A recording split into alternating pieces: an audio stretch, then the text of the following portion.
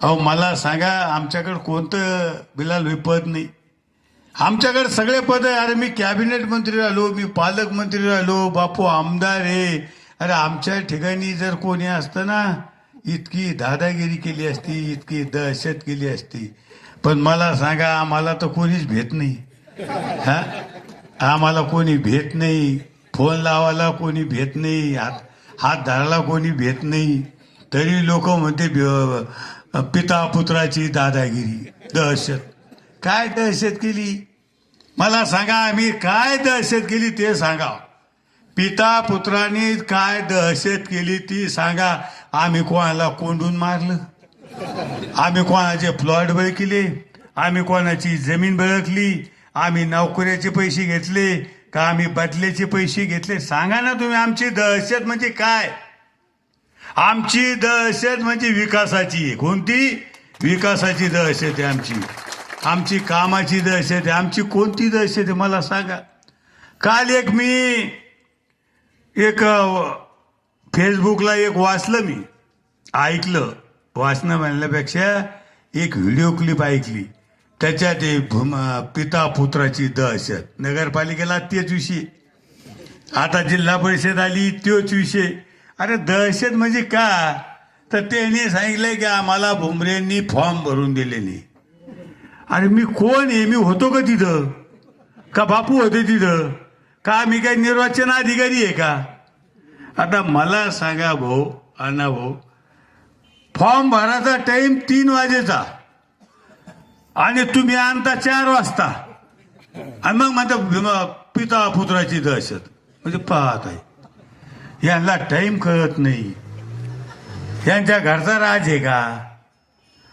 आणि मला एक सांगा, 1 तास उशिरा फॉर्म आणले, मग गेट लावलं. 3 वाजेला गेट लागल्या जातं. सगळ्याला माहिती आहे, ग्रामपंचायत निवडणूक आपण सगळे लढतो. सगळे 3 वाजता गेट लागलं. यांना 1 तास उशीर झाला. यांना 1 तास उशीर.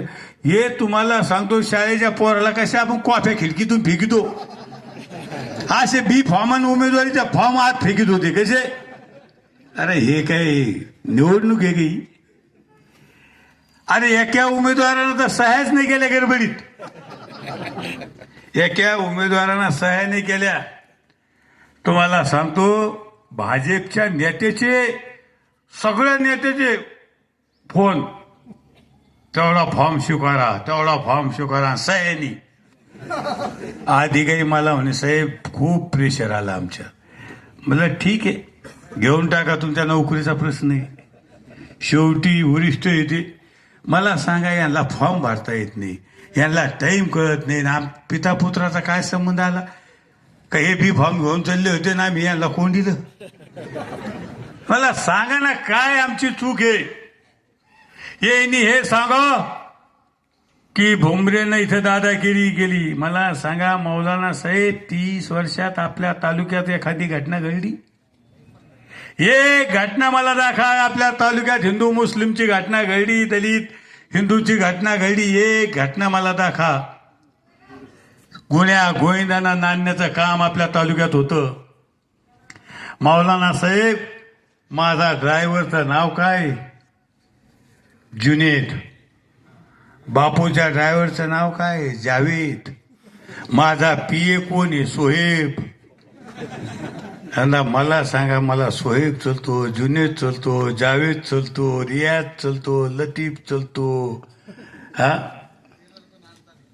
हा अल्ताफ चलतो, मला तुमचा शोकत चलतो, मला सगळे चलते.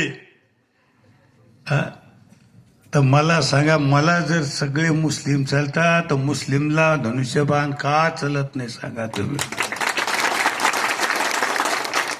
1 रुपया जर मी त्यांच्याकडून घेतला असेल तर सांगा. माझ्या कॉलेजवर 1 रुपया. मग मी त्यावेळेस म्हणायला पाहिजे, मुस्लिम कशाला घ्यायचा, आपण हिंदू घेऊ. त्यावेळेस कारखान्याचा पॅनल मी केला, शेरूभाई पडला. एकटा शेरूभाईने पडला, शेरूभाई आणि दत्तू आकडे पडले. आणि ज्यावेळेस कॉप मेंबर घ्यायचे 2, तर मी दत्तू आकडे घेतला आणि शेरूभाई बी घेतला. मग मी म्हणायला पाहिजे होतं, आता शेरूभाई नको. असं आम्ही सगळं समानानं वागण्याचा प्रयत्न करतो. अहो मला सांगा, माझा पीए जर सोहेब आहे, माझा ड्रायव्हर जर जुनेद आहे, गाडीत तर गप्पा त्या चालत्या आमच्या ज्या काही असत्या त्या राजकीय असत्या कोणत्या, मग या सोहेबला जुनेदलाच माहित नाही या सगळ्या गप्पा. विश्वासू जर आमच्या सोहेबन जुनेद आहे, बापूचा ड्रायव्हर जर जावेद आहे, तर मला सांगा आपल्याला काय अडचण आहे? आपल्याला मुस्लिम बांधवाला अडचण काय? का आणि पैठणला इतक्या वर्ष तुमच्याकडून मुस्लिमांचं मतदान ह्या काँग्रेस राष्ट्रवादीने घेतलं? का आणि तुमचा शादीखाना बांधला? का आणि मुदलवाडीला तुम्हाला शादीखान्याला पैसे दिले? का आणि तुमच्या पिंपळवाडीला शादीखान्याला दिले? का आणि तुमच्या बालानगरला दिले?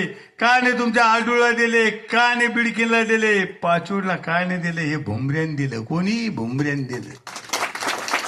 मग मी म्हणायला पाहिजे होतं की तुम्ही त्यांच्याकडे जा, त्यांच्याकडे नाही. कुठंतरी माझ्या हातून व्हायचं असेल, माझ्या हातून कुठंतरी सेवा घडायची असेल म्हणून हे माझ्या हातून होतंय. मला सांगा माझ्याकडे कोणता समाज येऊन द्या. अरे पैठणला मी दर्ग्याला पैसे दिले, पैठणला मी शिवाजी महाराजांच्या पुतळ्याला पैसे दिले, पैठणला मी अहिल्याबाई होळकरांच्या पुतळ्याला पैसे दिले, पैठणला मी अण्णाभाऊ साठेंच्या पुतळ्याला दिले, डॉक्टर बाबासाहेब आंबेडकरांच्या पुतळ्याला मी पैसे दिले, महाराणा प्रतापांच्या पुतळ्याला मी पैसे दिले.